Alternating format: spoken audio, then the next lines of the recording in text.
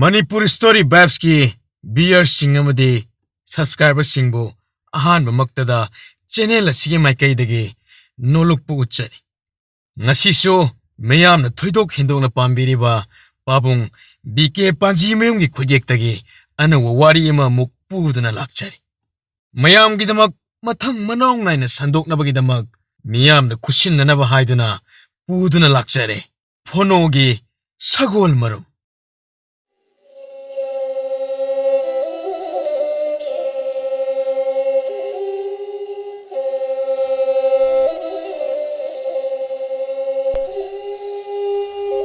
Phono hanagum chingyada atangbibu sajik pijaba chatpa haure. Haujikti kana amatana phono da aranbam yeng amatte yengnadre. Phono wo leibak ki ningthau amagum kina luna chatnakre. Phono lakpada thaugalon bebar uttuna laptakna thaidokni. Phono gi aningba apama matung ina khungangi mong chadaba lambi thong lampak sanabung semba yaba nongma nongmagi semjin chajinba haukre. Phono na laikai laikai chattuna kari karamba semba saba yaba koina chattuna yengduna semjinkre. Haujikti khungang ado masa nanba taru taruba khun ama oikre. Khungangi miyam pumbana phono bu nungsina sonakre. Phono gi thogjan haiba migi phananaba tawba migi mabuk na handaba haidokhiba wa ngakna chatpa magul mayam singado sonai tattana. Phono bu laiga manana mipum khudingi mamitta ure. Unung manung dasu madu mangai. Phono gi achumba chatpa niti niyam kaidaba nanthak tawdaba jing lemba magun kya do wari ne. Phono bu mahak punung sidaba amatta yawde. Phono gi thabak ni haibida kana amatana hikdoknade. Phono gi warina jagat sangsar pumba machinda pandaba yawde. Ningthau makna tawge khandraba thabak kaya phono na paikhatpa haurakle. Laibak sinma thungna mathang mathang leptana semba saba tawrakpana haujikti laibak ki kachin koya thungna chakhattaba mong tadaba khul amatta leitre haiba yare. Chatningba jagada chatningba laibaki machi amada khul amada hekta chatpada khudong sadaba haibadu amatta leitre.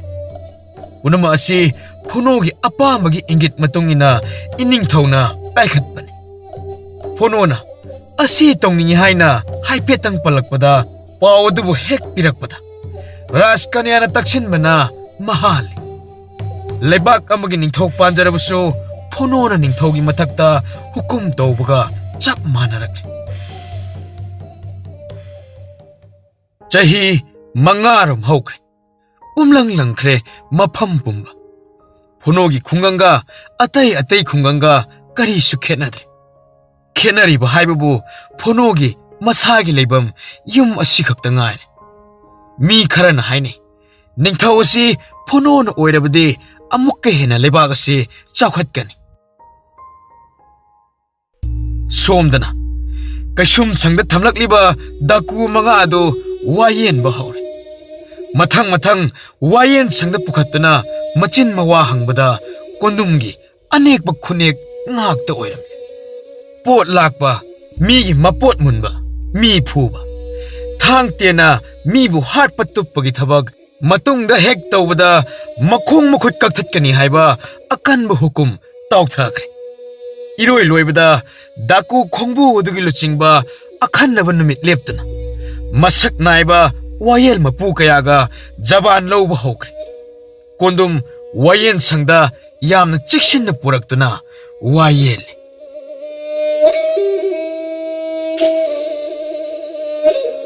Kondum nangi punsida huranba migi mapot munbagi thabagasi kayarak sukre hayo. Mapu ibungo hadaki asina ahanbani. Nangi yunga phono gi yunga kayam lamne. Mapu ibungo yumleng paringne yum nipan mapan khaktamak madutani kanaba. Nangna phono se hana masa khangdabra. Khangje ꯑꯉꯥꯡ ꯄꯨꯡꯀꯛ ꯆꯥꯎꯔꯛꯄꯗꯒꯤ ꯑꯩꯍꯥꯛ ꯑꯗꯨꯃꯛ ꯈꯪꯖꯩ. ꯅꯪꯅ ꯀꯔꯤꯒꯤꯅꯣ ꯐꯣꯅꯣꯒꯤ ꯁꯒꯣꯜ ꯃꯨꯟꯗꯨꯅ ꯂꯧꯒꯦ ꯍꯣꯠꯅꯔꯤꯕꯗꯤ? ꯃꯍꯥꯛꯀꯤ ꯁꯒꯣꯜ ꯑꯁꯦ ꯑꯩꯈꯣꯏꯗ ꯄꯨꯔꯛꯎ ꯍꯥꯏꯕꯅꯤ. ꯃꯥꯅ ꯌꯥꯗꯦ. ꯅꯪꯅ ꯁꯒꯣꯜ ꯑꯗꯨꯕꯨ ꯃꯈꯣꯏꯗ ꯆꯠꯂꯒ ꯌꯦꯡꯂꯨꯕꯗꯤ ꯌꯥꯎꯈ꯭ꯔꯕ꯭ꯔꯥ? ꯑꯍꯣꯏ, ꯌꯥꯎꯖꯈ꯭ꯔꯦ. ꯑꯩꯅ ꯐꯣꯅꯣꯕꯨ ꯌꯥꯝꯅ ꯂꯨꯅ ꯅꯨꯡꯁꯤꯅ ꯇꯧꯖꯩ. ꯑꯗꯨꯒ ꯀꯔꯤꯒꯤꯅꯣ ꯅꯪꯅ ꯅꯨꯡꯁꯤꯅ ꯂꯨꯅ ꯇꯧꯔꯒ ꯂꯝꯕꯤꯗ ꯅꯈꯣꯏ 8-9 ꯆꯪꯗꯨꯅ ꯐꯣꯅꯣꯒꯤ ꯁꯒꯣꯜ ꯃꯨꯟꯅꯕ ꯍꯣꯠꯅꯔꯤꯕ?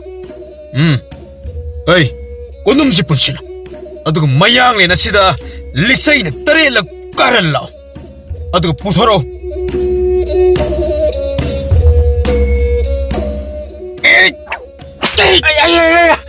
ꯃꯄꯨꯏꯕꯉꯣ, ꯃꯄꯨꯏꯕꯉꯣ. ኦይ ꯇꯣꯛꯄꯤꯔꯣ ꯃꯄꯨꯏꯕꯉꯣ. ꯋꯥꯠꯂꯤ. ꯇꯣꯛꯄꯤꯔꯣ ꯀꯩꯗꯧꯕꯒꯦ? ꯃꯇꯨꯡ ꯇꯧꯖꯔꯔꯣꯏ.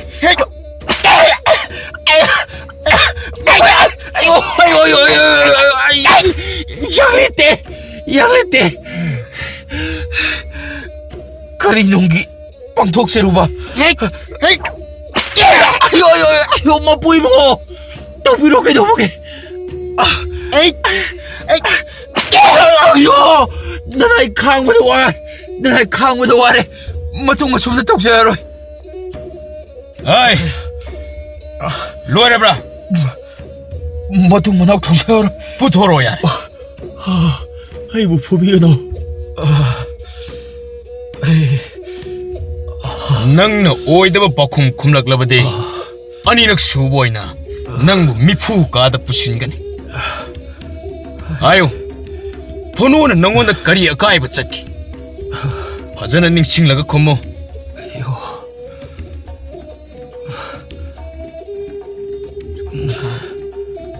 ꯃꯄꯨꯏꯕꯉꯣ, ꯐꯣꯅꯣꯒꯤ ꯁꯒꯣꯜꯁꯦ ꯑꯩꯒꯤꯅꯤ, ꯑꯩꯅ ꯄꯤꯕꯅꯤ. ꯑꯩ ꯅꯪꯅ ꯄꯤꯕꯁꯤ ꯆꯨꯝꯂꯕ꯭ꯔꯥ? ꯆꯨꯝꯂꯦ. ꯑꯣ, ꯐꯔꯦ. ꯅꯪꯅ ꯃꯉꯣꯟꯗ ꯄꯤꯔꯦ, ꯑꯗꯨꯒ ꯅꯪꯅ ꯄꯤꯊꯣꯛꯈ꯭ꯔꯕ ꯁꯒꯣꯜ ꯑꯁꯤ ꯅꯪꯅ ꯑꯃꯨꯛ ꯍꯨꯔꯥꯜꯅꯅꯥꯗ ꯃꯨꯟꯒꯦ ꯇꯧꯔꯤꯕ ꯀꯔꯤꯒꯤꯅꯣ? ꯃꯥꯅ ꯃꯇꯝ ꯈꯔ ꯊꯝꯗꯨꯅ ꯍꯔꯥꯎꯍꯟꯕ ꯑꯗꯣ ꯌꯥꯔꯦ. ꯑꯩꯅ ꯑꯃꯨꯛ ꯂꯧꯁꯤꯟꯒꯦ ꯇꯧꯕꯅꯤ. ꯍꯥꯏ, ꯐꯣꯅꯣꯗ ꯅꯪꯅ ꯁꯒꯣꯜ ꯄꯤꯕꯅꯤ ꯍꯥꯏꯔꯦ. ꯁꯒꯣꯜ ꯑꯁꯤ ꯃꯇꯝꯗꯨꯗ ꯀꯌꯥꯝꯗꯤ ꯆꯥꯎꯔꯦ? ꯍꯩ, ꯃꯁꯤ ꯆꯩ ꯈꯥꯡꯉꯤꯅꯦ ꯃꯁꯦ. ꯍꯩ, ꯆꯩꯗ ꯑꯩꯉꯣꯟꯗ ꯄꯤꯔꯣ. ꯃꯄꯨꯏꯕꯉꯣ, ꯃꯄꯨꯏꯕꯉꯣ, ꯇꯣꯛꯄꯤꯔꯣ, ꯇꯣꯛꯄꯤꯔꯣ. ꯃꯁꯤ ꯅꯅꯥꯏ ꯂꯦꯡꯕ ꯉꯝꯗ꯭ꯔꯦ.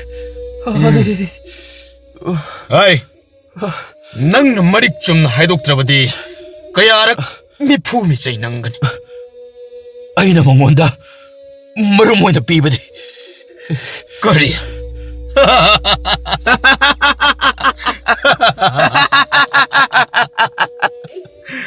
ꯃꯔꯨꯝ ꯑꯣꯏꯅ? ꯅꯠꯇꯦ, ꯀꯗꯥꯏꯗꯒꯤ ꯁꯒꯣꯜ ꯃꯔꯨꯝꯅꯣ ꯅꯪꯗꯤ?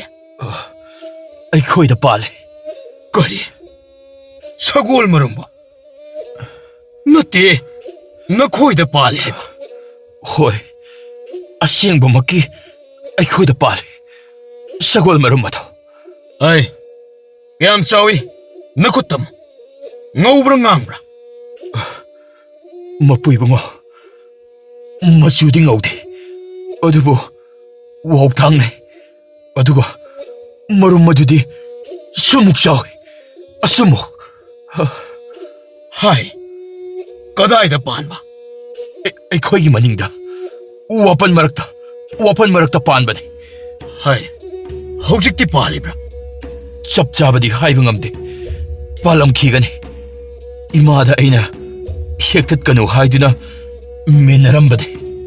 ꯌꯥꯔꯦ, ꯍꯧꯖꯤꯛꯃꯛ ꯅꯪ ꯏꯅꯤꯡꯊꯧꯒꯤ ꯃꯅꯥꯏ ꯈꯔꯒ ꯁꯒꯣꯜ ꯃꯔꯨꯝ ꯑꯗꯣ ꯍꯦꯛꯂꯛꯄ ꯇꯥꯏ. ꯀꯔꯤꯒꯨꯝꯕ ꯄꯨꯔꯛꯇ꯭ꯔꯕꯗꯤ ꯅꯅꯥ ꯑꯅꯤꯃꯛ ꯋꯥꯌꯦꯟ ꯀꯥꯇꯤꯅ ꯆꯞꯊꯠꯀꯅꯤ. ꯑꯁꯤ ꯍꯥꯏꯗꯨꯅ ꯀꯣꯟꯗꯨꯝꯕꯨ ꯗꯣꯂꯥꯏ ꯇꯣꯡꯗꯨꯅ ꯁꯒꯣꯜ ꯂꯥꯟꯃꯤ ꯈꯔꯒ ꯐꯣꯅꯣꯒꯤ ꯈꯨꯡꯒꯪꯗ ꯊꯥꯈ꯭ꯔꯦ.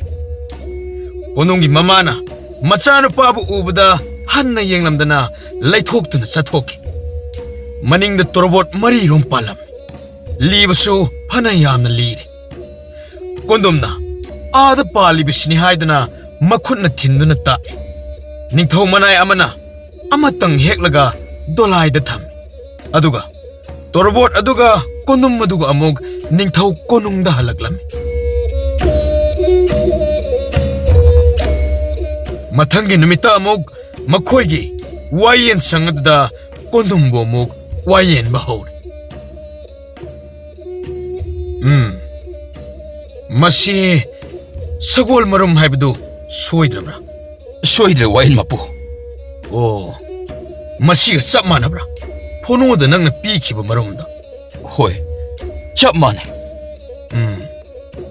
नंगना हानदे सगोल ओइना पीखि हाय अदुगा अमुक कयाम सारवा कान पीगी हंगबदा मरुम ओइना पीबनी हाइबा नतब्रा वाइन मपु मरुमदगी ओलकपने मरुमसे अइगिनी कनाना कोले करम जीवन कोले फोनो मसाना कोन बने करम न कोन बा है नुमित क्यानिदा ओन बा नुमित 15 ओन बने अदुगा सेग्राक्ता कोन बने नंगी सगोल मरम सिबु कोन बदा कयादी ओन रे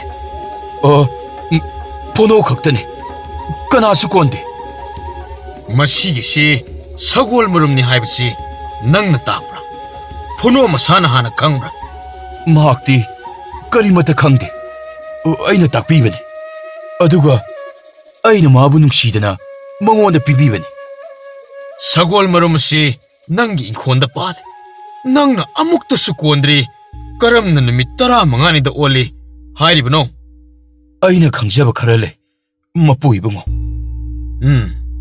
नंगना खंगब खरादु हायो अइना खंगबा हाइबदी अइदी चुमना खंगजबने होइने नंगना चुमना खंगजबदुनिने नुमित 15 दा ओनबनी हाइजबने नंगनासु अमुक्ता कोंद्री हाइरे ममांगदसु कनामतसु कोंद्री हाइरे नंगना अमुक नुमित 15 दा ओनगनी हाइरे अकोनबा अमा ममांगदा यावखिदना करमना नुमित 15 दा ओनगनी हाइरेबनो मपु इबुंगो मदुदी फोनोदा हंगबियो फोनोना कोन बने ऐ फोनोगिदी खंगले नुमित 15 दा ओलीजे खंगदना लैरबनी नंगना हाइबदगी माना खंगबनी मरुमसु नंगिनी मागिदी महाक मसाना कोंजबनी अदुगा अमुकसु नंगना अमुक ताकपीरमदगी नंगदी मरुमसि कोनबा हाइफम थोई ऐ मरुमसि नंग कोनबा हिगद्रा मपु इबुंगो हाइजगनी अइना फोनोदा लोइना ताकपीबने अइना माबु यामना सुनुंगसीबने नंगी सगोल मरुम पाले कोनबा हे नंगना फोनोदा पिथोख्रबादबो फोनोगी ओइख्रे नंगी सगोलगी मरुमसु नंगी मनिंगदा पाले नंगना कोनबसु हैतबा नतबा करिगिनो नंगना नंगीदमक्ता सगोल अमा ओनबा होनद्रिबा पारे ngasi numit 15 ni matam pirage ngasi dagi marumsi konba horo nang sagol masaw ina puthorak patay ngamdrabadi awa batagani na asumna warep tadana kondum kaisum sangi kamada mathanta torbot aduga thamjinkre lebak pumjau thinkre kondum dako sagol marum kolhankre मरुम मदु तोरबो नि हाइनि माइ माइ ताबदा ngakni तोरबो से सगोल मरुम नि हाइबो अददा पाव सिदगी मयुम मयुम दा हौरिबा तोरबो अमता इन्सांग होइना चानादि ली ली दुना थमना खरे कैसुम संग पानरिबा निंथौ मनाइ सिंगना यामना कोपना अयुक नुमिदांग सेनादना ngaihak leitani yengsini undunggi wakal thoktre करी नोइने तौगदबसिबो वाखलसी खनफम थोक्त्रे फोनो बोइना पंगी हाइदुना पंगहाइदा हाइजिनखिबा ओनसु ओलैदबा नुमित 15 सुबदा अइना कोलेबा मरुम मसिना करिगुम्बा ओलक्तबा थोक्लगना ꯑꯩꯅ ꯇꯥꯒꯗꯕ ꯗꯁꯥ, ꯑꯋꯥꯕ, ꯈꯥꯡꯕ ꯉꯝꯗ꯭ꯔꯕ ꯆꯩꯐꯨ ꯃꯌꯥꯝ ꯑꯗꯨꯒꯤ ꯀꯔꯤꯅꯣ ꯑꯩꯅ ꯍꯧꯖꯤꯛ ꯇꯧꯒꯗꯕ ꯑꯁꯤꯕꯨ? ꯑꯗꯨꯕꯨ ꯐꯣꯅꯣ ꯃꯍꯥꯛꯅ ꯇꯣꯔꯕꯣꯠ ꯑꯗꯨꯕꯨ ꯀꯣꯟꯗ ꯀꯣꯜꯂꯤꯗ꯭ꯔꯥ? ꯅꯨꯃꯤꯠ 15ꯅꯤꯗꯗꯤ ꯑꯣꯜꯂꯤ ꯍꯥꯏ. ꯑꯗꯨꯒ ꯑꯃꯨꯛꯁꯨ ꯇꯁꯦꯡꯅ ꯑꯩꯅ ꯍꯥꯏꯗꯣꯛꯍꯧꯕꯁꯨ ꯍꯥꯏꯍꯧꯗ.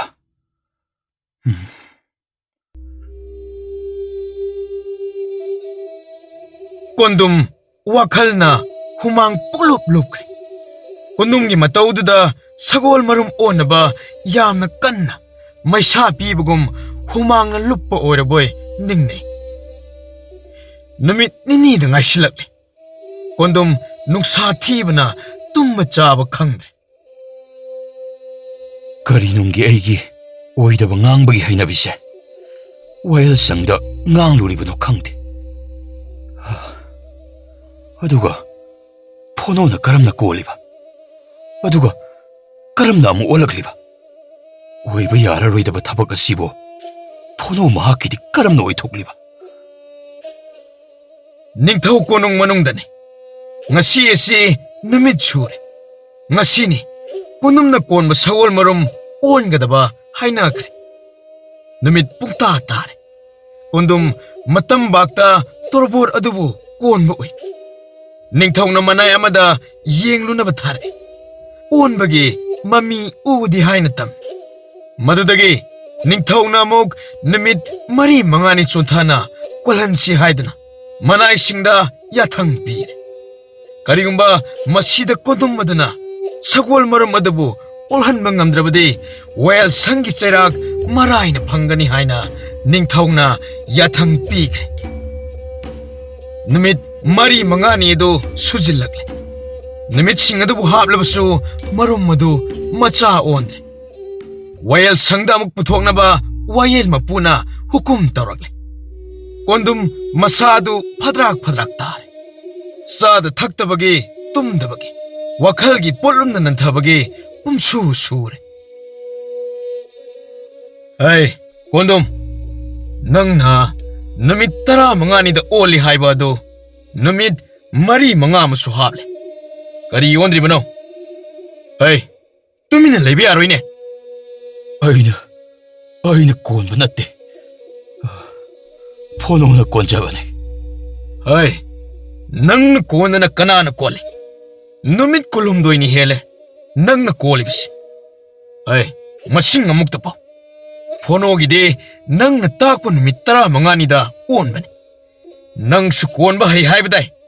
ꯀꯔꯤꯒꯤ ꯑꯣꯟꯗꯦ? ꯃꯤ ꯑꯃꯅ ꯋꯥꯅ ꯀꯣꯟꯗꯨꯅ ꯑꯣꯜꯍꯟꯕ ꯁꯒꯣꯜꯕꯨ ꯅꯪꯒꯤ ꯑꯣꯏꯅꯤ ꯍꯥꯏꯔꯤꯕ ꯀꯔꯤꯒꯤ? ꯅꯪꯅ ꯄꯪꯍꯥꯏꯗ ꯍꯥꯏꯖꯤꯟꯕꯅꯤ. ꯃꯔꯨꯝꯁꯨ ꯅꯪꯅ ꯄꯤꯕ ꯑꯣꯏꯔꯝꯂꯣꯏ. ꯍꯩ, ꯆꯠꯂꯣ. ꯀꯣꯟꯗꯨꯝꯁꯤ ꯀꯅꯥ ꯂꯩ? ꯃꯤꯐꯨ ꯀꯥꯗ ꯄꯨꯁꯤꯜꯂꯨ. ꯃꯇꯤꯛ ꯆꯥꯕ ꯗꯟꯗꯤ ꯐꯪꯍꯜꯂꯨ. ꯃꯅꯥ ꯑꯅꯤꯗꯣ ꯋꯥꯌꯦꯟ ꯀꯥꯇꯤꯅ ꯃꯇꯣꯟ ꯆꯞꯊꯠꯂꯨ.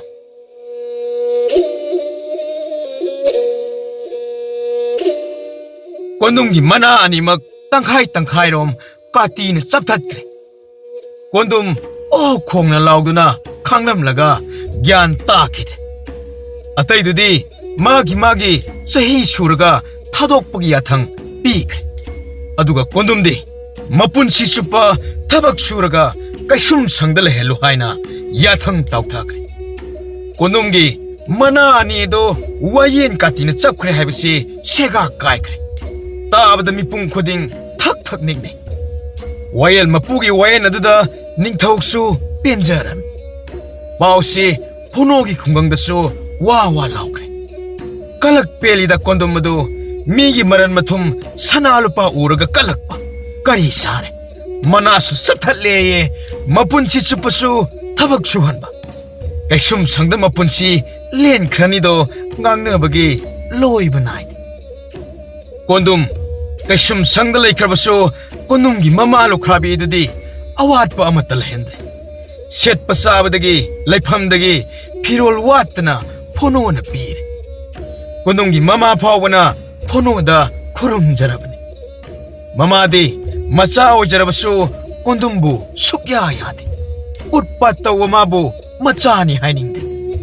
ꯀꯣꯟꯗꯨꯝꯅ ꯐꯣꯅꯣꯗ ꯇꯣꯔꯕꯣꯠ ꯑꯗꯨꯕꯨ sagol marumni haijinki. Madudasu mamana yamna saukibani. Phonogi sagol aduna tasengna torbor adudagi oli onde haiba adudani chamamnariba. Adubu leibak aduda leiba angang lising na phonogi sagol marumdagi onba sagol amagi mangnari. Tumin konduna yengnari.